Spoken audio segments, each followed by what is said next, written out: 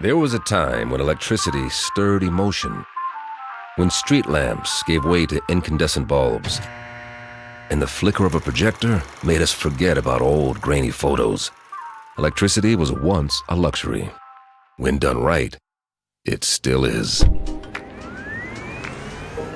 The all-electric Lexus RZ. Because the greatest measure of an automobile is how it makes you feel. Experience amazing at your Lexus dealer.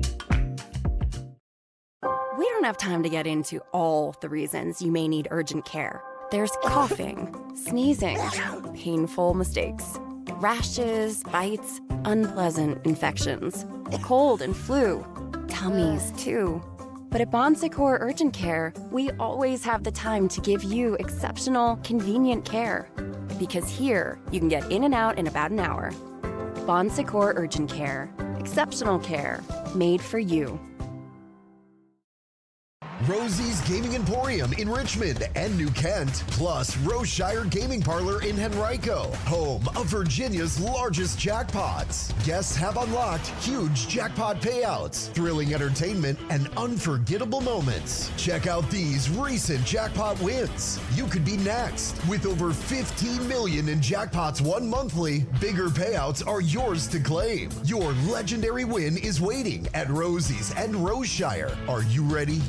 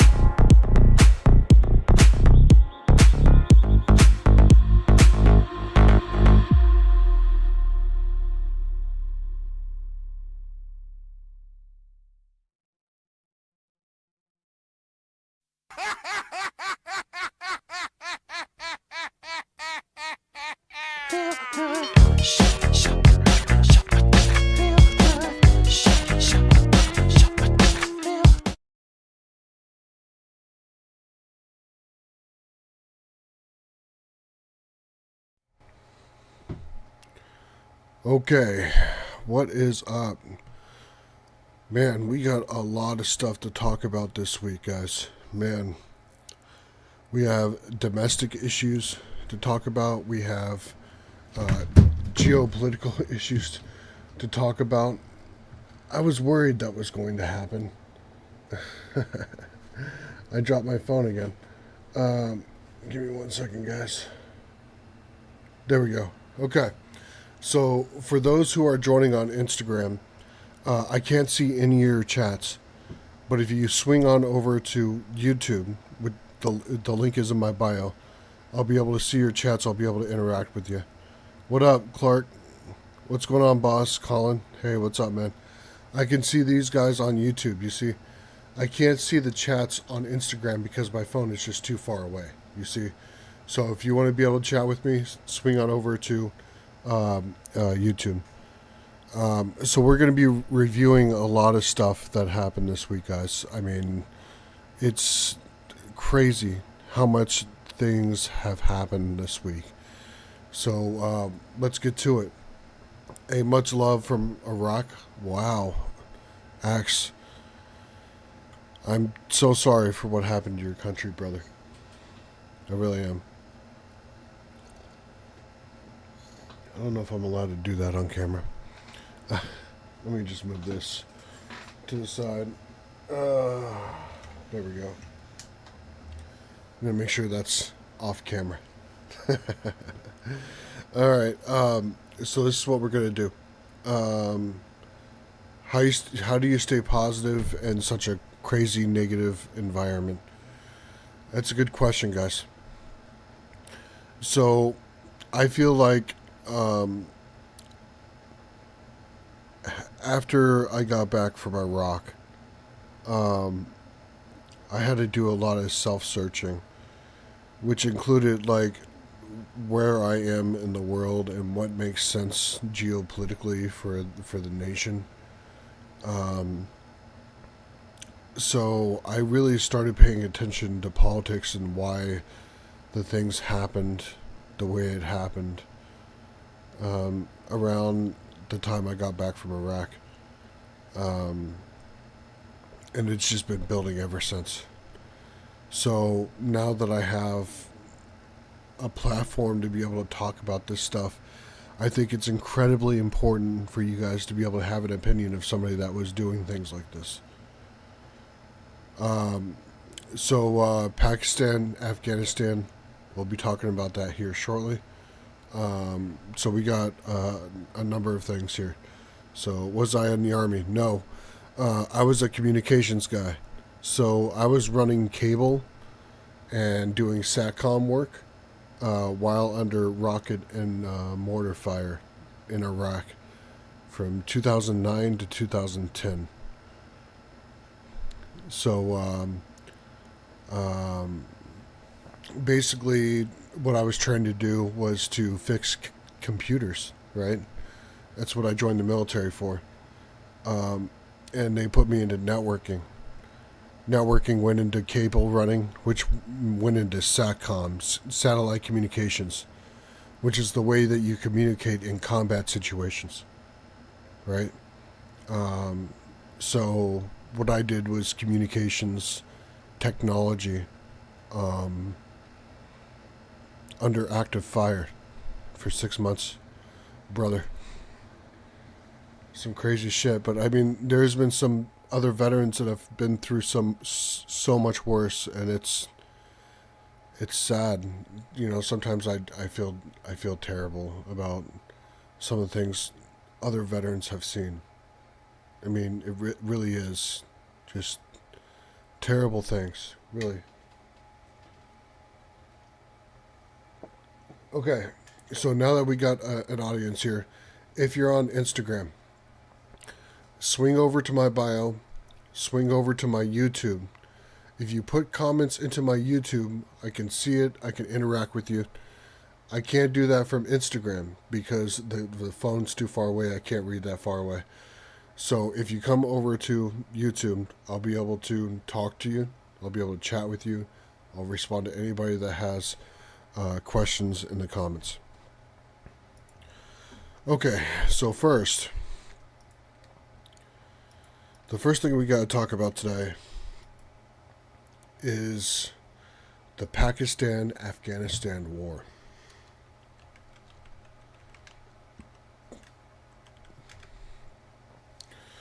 So what we're going to do here is that we're going to look at a brief news report, and then I'm going to give you guys some thoughts about what's going on in the larger geopolitical stage. And if you watch my videos, you'll understand where this is already going.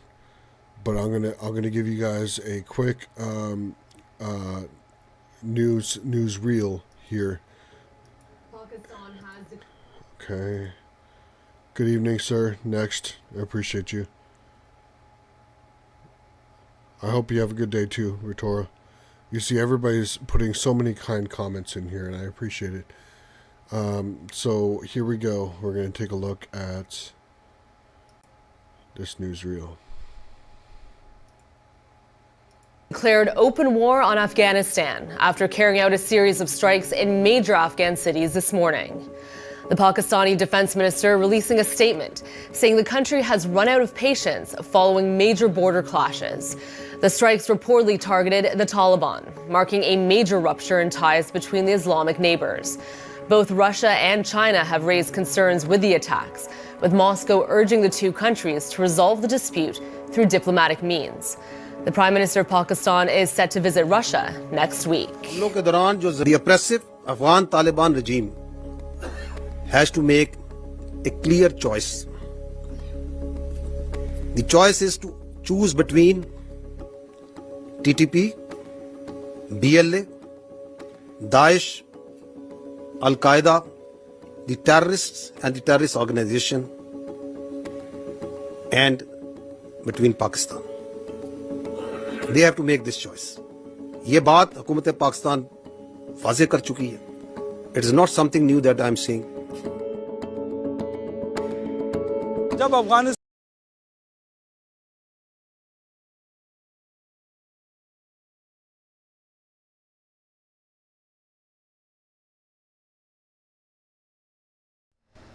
Okay, so just a brief news clip there to get you guys to understand what is the active situation in Pakistan and Afghanistan. So, I am inaudible what I am sharing. Can you guys hear me? Huh. Anyways, so basically what is going on is that there is a Pakistani Taliban group that is considered a terrorist attack, or a terrorist group, I mean. And Pakistan is accusing Afghanistan of sponsoring this group to take over Pakistan. And it appears that Afghanistan is moving to take territory in Pakistan. They're trying to make a larger Taliban nation. They want the Pakistani Taliban to take over. Now, if you've been watching my videos, I've been telling you guys about this entire situation. When you start going after and disrupting the world order, like capturing the president of Venezuela and throwing assets at the region in the Middle East, you create tension in these areas, irritation in these areas of tension areas. And what we are seeing is the first kind of flare-ups of tension that was at a nice edge already. And this entire situation is just pushing it over. The situation in Venezuela, the situation in Cuba, the situation in Iran is indirectly contributing to what we are seeing in Pakistan and Afghanistan. There were studies done in World War II, And they found that even tribes that had no contact with the outside world would have irritation in these different tension areas, even when they did not know that there was a global war happening. It's a psychological thing, and it's crazy. But anything that is going on in the world that could be a conflict zone starts to get irritated. So in early January, I told you guys to take a look out for these areas, as things escalate. So right now it's Pakistan, Afghanistan. The Pakistan-Afghanistan war right now is going to cause more irritation on top of what we're doing with Iran. So look at any other contested areas all over the world. China and Taiwan, North Korea and South Korea. There are some tension areas with Europe and Russia too. Even look at that. NATO has been having some issues.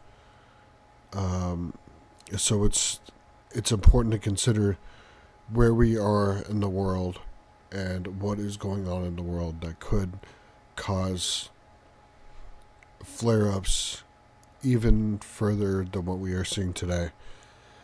This is why wars become regional and global. It's a studied phenomenon, and this is how things happen.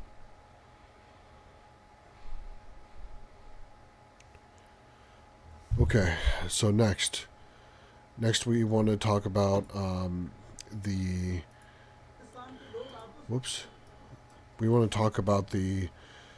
Clinton dispositions.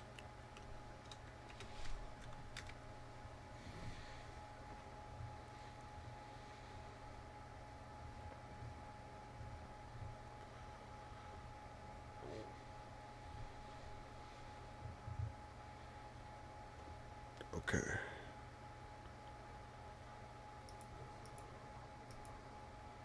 Okay, so we're going to take a look at this real quick. Switching over. There we are. Now, why is my desktop not being shown?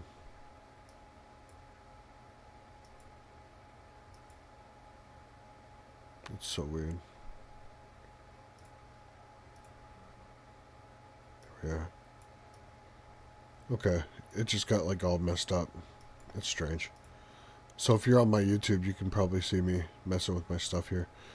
Okay, moving to the disposition.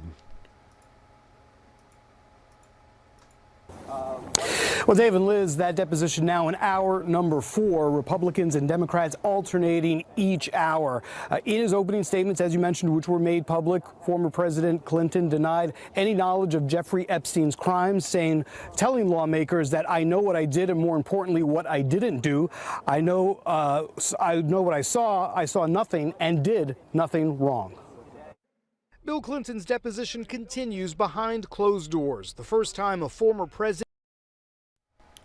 I don't know about you guys, but it seems a little unlikely that Bill Clinton saw nothing. He may have did nothing wrong. I'm not sure. But the fact that he saw nothing while being on the island, strange to me. The president has been subpoenaed to testify before Congress. Clinton being questioned about his ties to Jeffrey Epstein. We've been asking the former president the hard questions. To his credit, he has answered every single question. He's not taken the Fifth Amendment. He's been actually quite comfortable, and he's actually given very long, deliberate answers. Clinton has not been accused of any wrongdoing by any of Epstein's victims, but he did have a relationship with the financier. Photos and emails are among the documents released by the Justice Department, including records that show Clinton flew on Epstein's plane several times. But the former president says any association ended long before Epstein's conviction on sex charges in 2008. In his opening statement, Clinton told lawmakers, "I saw nothing that ever gave me pause. We are only here because he hid it from everyone so well for so long." Democrats renewing their call to have the current president appear before the committee. Now it's time for President Trump to do the exact same thing, under oath, not when you can just make statements randomly on X or Truth Social, but under oath where your right hand is in the air and there are consequences if you don't tell the truth. As for President Trump,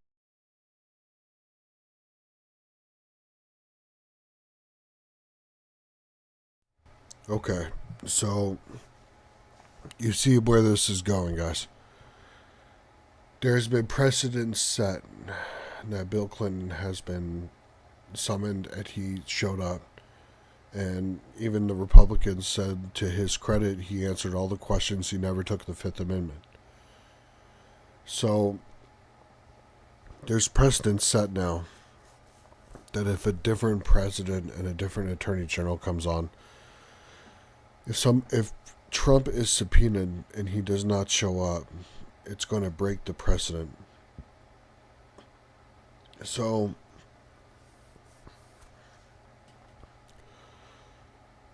if there is a situation where all these things have not been open to discovery by 2028, 2030, something like that, then you can absolutely guarantee that Donald Trump is going to be subpoenaed by House, Senate, all kinds of investigations. We are not going to see the end of the Epstein investigation probably until like 2030, 2032. It's crazy how ingrained this has been in society. Let's see here. Can we talk about the jamming system on Iran? Yeah, it's crazy what they're doing to Starlink systems, man. They have crazy stuff. Is it happening tonight, the attack? I would look for an Israeli attack first, and we'll be talking about that here shortly. Happening in Iran. Can we talk about what's going on in Iran? I think everybody wants to talk about Iran. What do you guys think? So, real quick, before we segue into the next thing, which has to do a little bit with Iran, everybody that's on Instagram, I can't see your comments up there. I can see you guys in there, and I really appreciate you guys for watching. You're free to stay there. But if you want to comment and be able to talk to me during the stream, swing over to my YouTube. The link is in my bio. And I'm live on YouTube right now.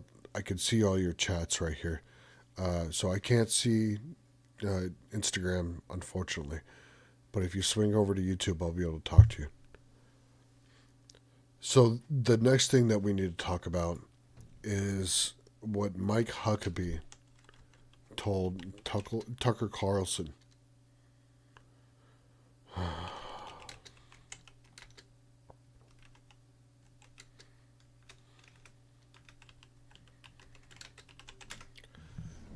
Mike Huckabee told Tucker Carlson, can't talk, that Israel has a right to the entire Middle East. So we need to talk about this. So 1 second here while I switch on over. There we are.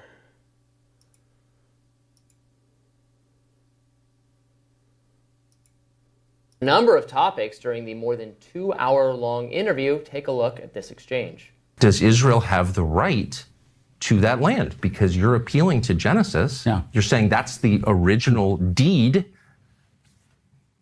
It would be fine if they took it all. But I don't think that's what we're talking about here today. What would be fine? Well, it's exactly what we're talking about today. But here's what I don't think you think it would be fine if the state of Israel took over all of Jordan? They don't want to take it over. After some back and forth, Huckabee backtracked on those remarks a bit. Let's watch. You just said it would be fine with you if the state of Israel took all of Jordan, all of Syria, all of Lebanon. That's really not exactly what I'm trying to say. I'm asking, Tucker. is that what you said? I thought that's what you just said. it was somewhat of a hyperbolic statement in that, if that's what you feel like that we're talking about, but it isn't. We're talking about this land that Israel, the state of Israel, now lives in and wants to have peace in. Both.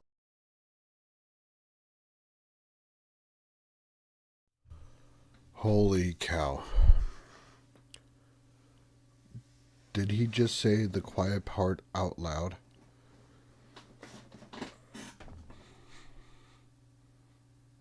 Holy fuck. That's exactly what I'm thinking. Holy fuck. So,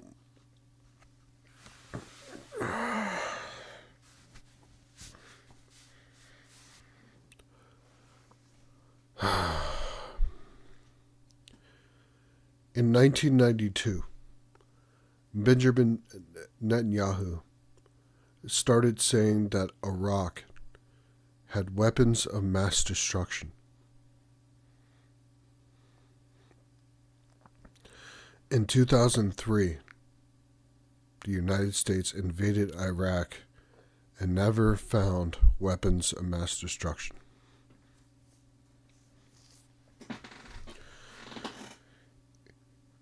In the mid-1990s, Iran was telling the United Nations, Benjamin Netanyahu was telling the United Nations that Iran was developing nuclear weapons.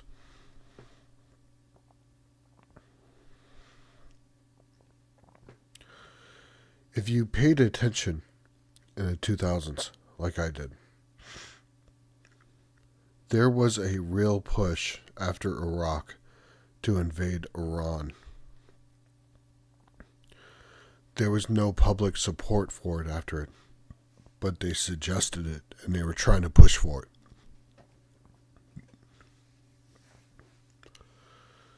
Took them 20 years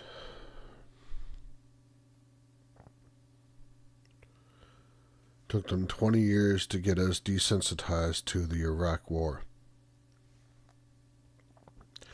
Some of us were never desensitized and we can still experience it. But there are adults now that were born after the Iraq War was started.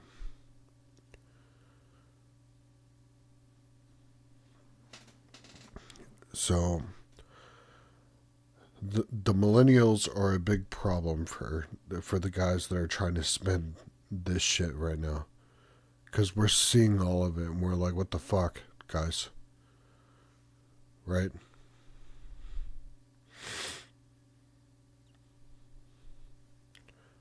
So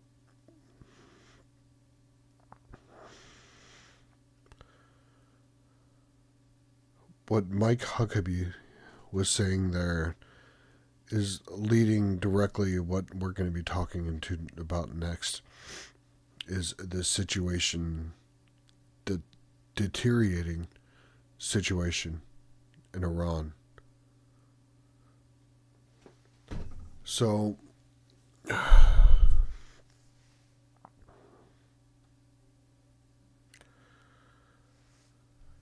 ever since the beginning of January, the United States has been putting assets into the region. In the middle of January, the United States was ready to launch an attack on Iran. We could have sustained an attack on Iran as early January with the assets we had then. And we've been adding up into that. Now, one of the things that just happened earlier today was that Mike Huckabee, the guy you guys just watched, told the U.S. Embassy in Jerusalem that if they wanted to leave Israel, they should leave today, which today is over now. But at the time that he sent it, he told the staff in Israel if they wanted to leave, they needed to leave today. That was a guy you guys just watched. The U.S. ambassador to Israel. Pretty important guy telling the staff in the U.S. embassy in Jerusalem to leave today if they want to. That's some crazy shit, guys. That's some crazy shit. So, the status on the negotiations. Iran is saying, of course, that the negotiations had made progress. Trump is saying that he is unhappy with the progress. The U.S. Embassy in Jerusalem is being evacuated of non-mission essential personnel. And Britain and China has evacuated their embassies in Tehran.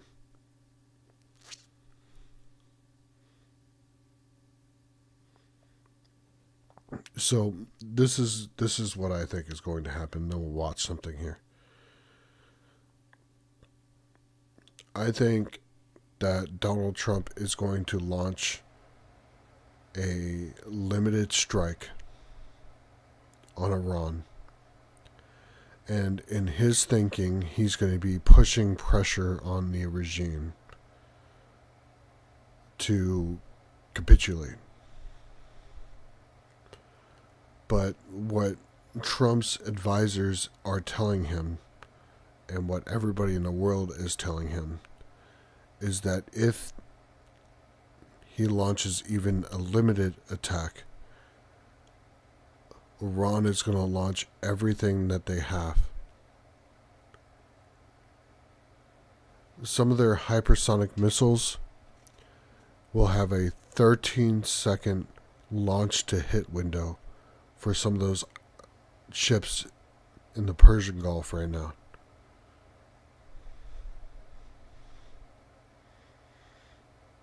Just imagine. These guys are on these ships right now just watching the coast, and if something flares off, they have 13 seconds. That's fucked up, guys.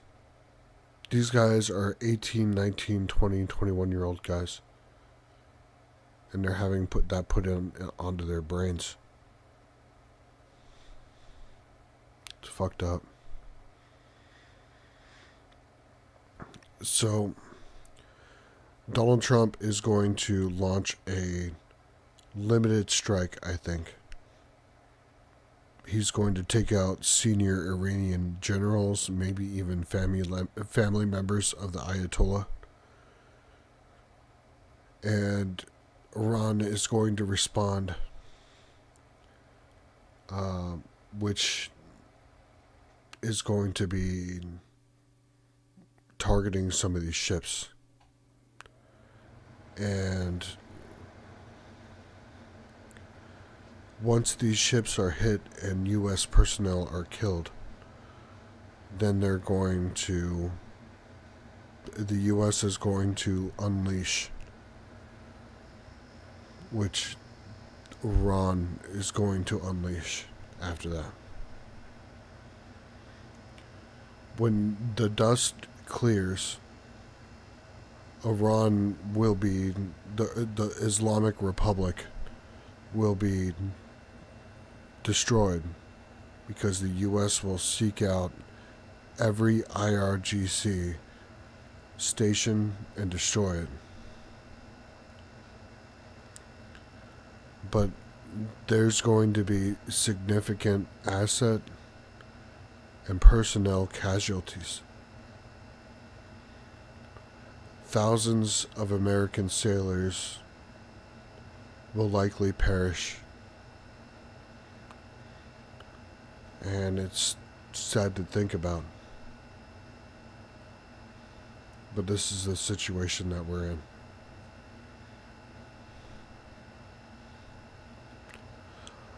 Yeah, so right off the coast of Iran, somebody asked 13 seconds.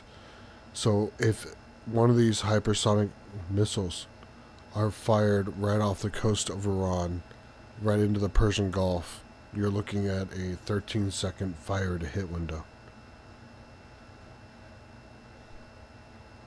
Think about a missile battery right off the coast of Iran with some of these ships that are in the Persian Gulf.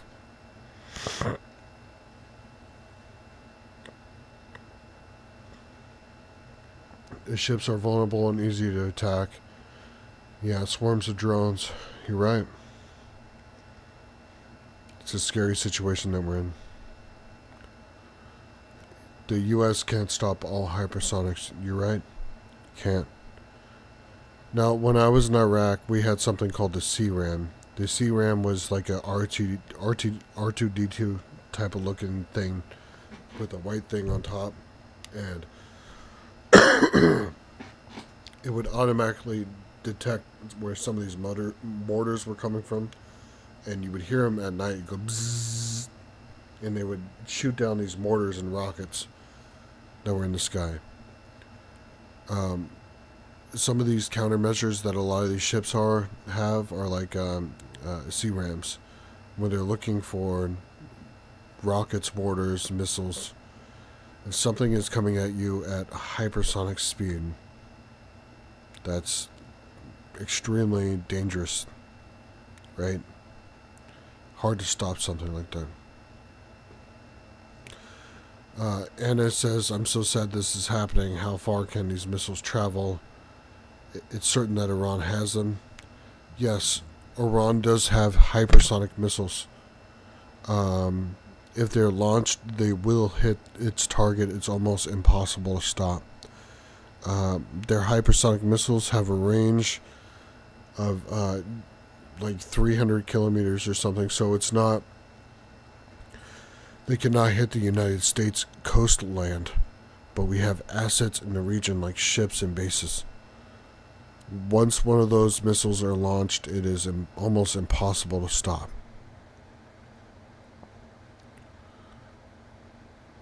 Do you think the U.S. will use the discombobulator like they used in Venezuela? I don't know anything about the discombobulator. I'll be honest with you.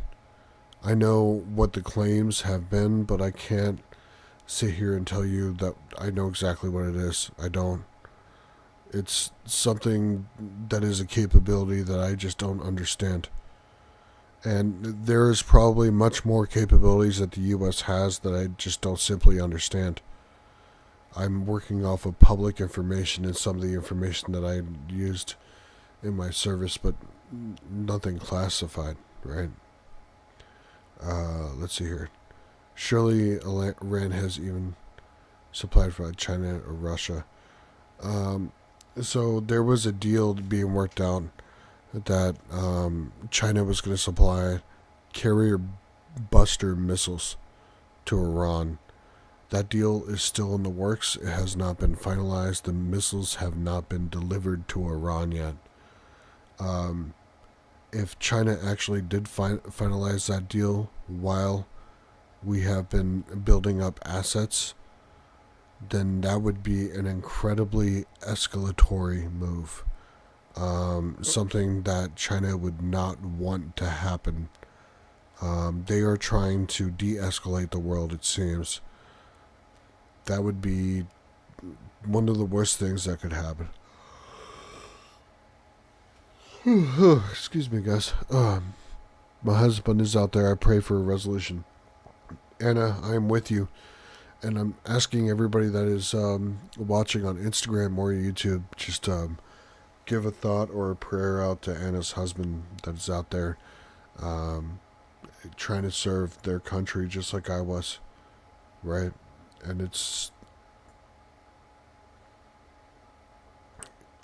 I lost one person when I was in basic training with Airman Bell. He was driving in Iraq and passed by an unexploded ordnance of an IED improvised explosive device.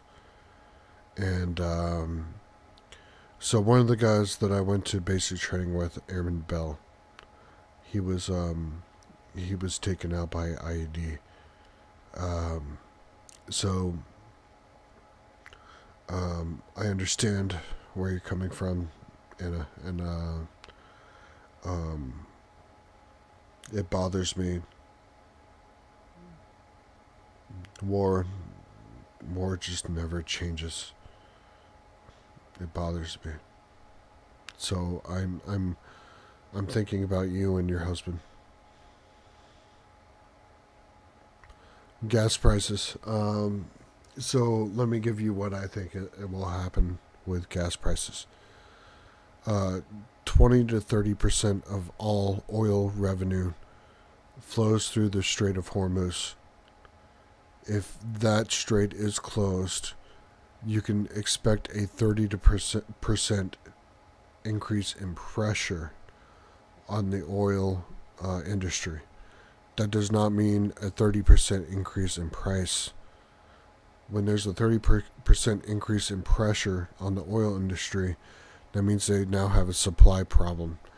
You guys remember during COVID where we had a supply and demand problem, and a lot of these companies had to lay off people because they just could not get what they needed to get to fulfill their business because of the supply and demand problem, right?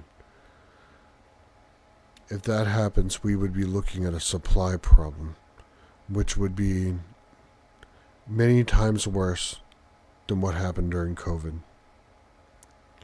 So, you would hope that, which, for the record here, and I want you guys to mark this, I've already dubbed this entire thing that's going on, and I hope I get credit for it. The Battle of the Persian Gulf. So mark it here. I think what is about to happen is going to be called in history texts the Battle of the Persian Gulf. And I think it's going to be a struggle that's going to be one of the first sparks of a regional and possibly global conflict.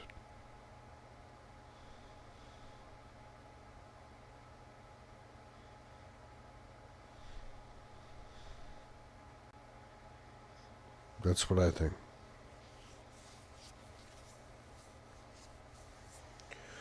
Now, what most people think about World War III is that they think nuclear weapons, which is not what's likely going to happen. With nuclear weapons, mutually assured destruction still applies. Now, in war, you have an attack, you have a response, right? If nobody goes nuclear, then there's no reason to respond with nuclear. But you could actually have a global struggle that's conventional still today. So, what I think is going to happen.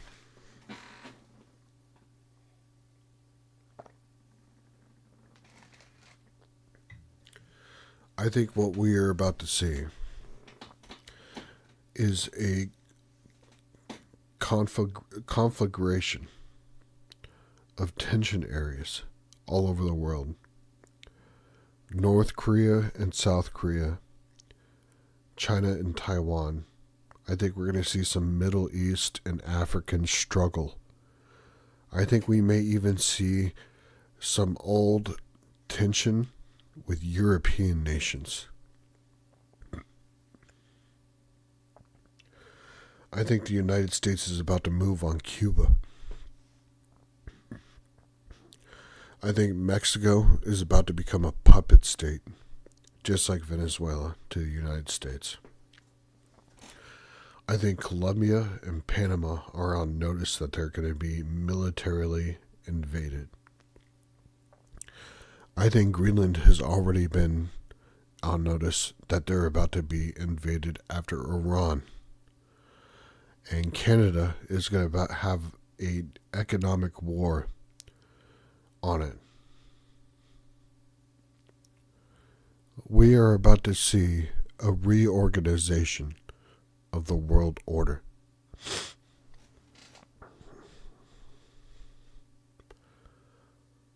What I think is going to happen is that we are going to see some kind of combination of a Western hemisphere that is dominated by America and a Western type Middle Eastern empire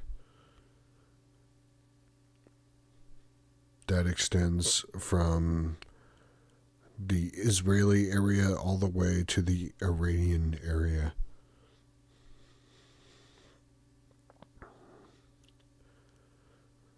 Why do you think Syria suddenly was able to start taking so much area so fast? It's because the U.S. supplied its weapons.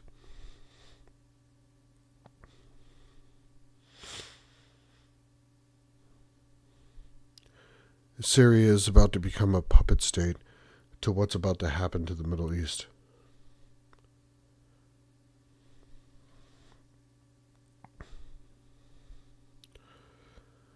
I don't know if India should, so the unknown guy said, should India engage with the Pakistan-Afghanistan war?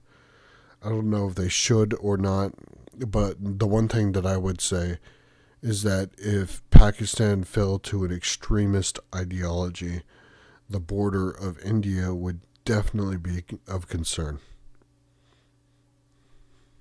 That's what I think.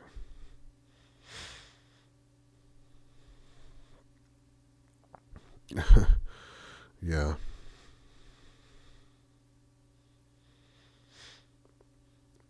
Since Saudi Arabia and Pakistan have NATO equipment, mutual defense agreement, will Saudi be involved against Afghanistan? So Saudi Arabia, I think, is interested in expanding its influence. I think Saudi Arabia actually wants Yemen, and I think it wants to expand to Africa. So I don't think Saudi Arabia is really interested in Afghanistan. In fact, I think China would be more interested in Afghanistan.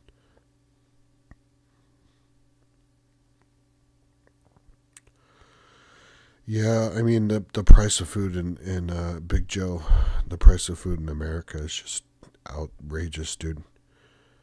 I'm the only income for a family of four, and one of the biggest reasons why I started social media is because it's just I couldn't make it off of a 40-hour work week, you know? So I get it. Food is just insane. And, you know, but the one thing that's true in history is that there's always light that's at the end of the tunnel. It's coming.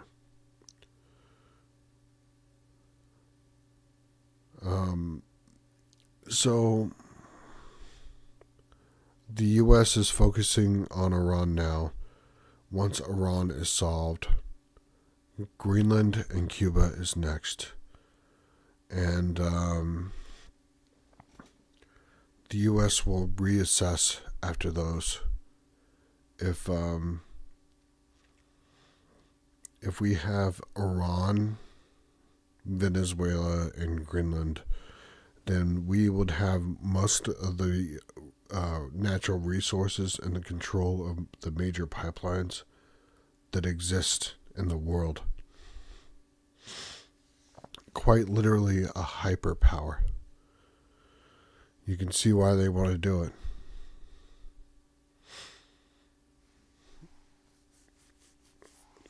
It's disconcerting and crazy. But, you know, at the same time, people are complaining about how hard it is to survive, which I'm one of the people complaining. You know, how can we make it? And I don't know if this is a solution, or because, you know, after the Great Depression, it took us until nearly the end of World War II to get out of the Great Depression. So you have to ask, are we in another rhyme with that too? Ask yourself how much you spent at the grocery store last week. Anywhere in the world, really. It's scary for everybody, guys. Even for me. You know, I got 2 little boys and a wife that depend on me. And I'm still concerned about, you know, you guys watch me all the time, right? I'm on YouTube and Instagram all the time. I'm still concerned that, you know, my family could be 6 months away from a catastrophe. Right? And that's not the way that it should be, especially in America.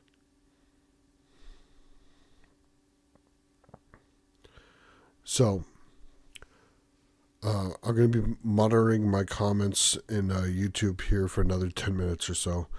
Do you guys want me to go live again tomorrow night? Do you guys like Friday and Saturday nights? Let me know in the comments. And I'll be watching these comments come through. I appreciate everybody that came through YouTube. Use the link in my bio. I appreciate you guys for listening to me, being here for this whole time. So if you guys are enjoying this, want me to come back tomorrow night, start doing this 2 nights in a week, let me know. So until next time, guys, I love you guys. Seriously, thanks for watching, just listening to me. It's just crazy that this many people come here just to watch. So until next time, guys, I'll talk to you guys later.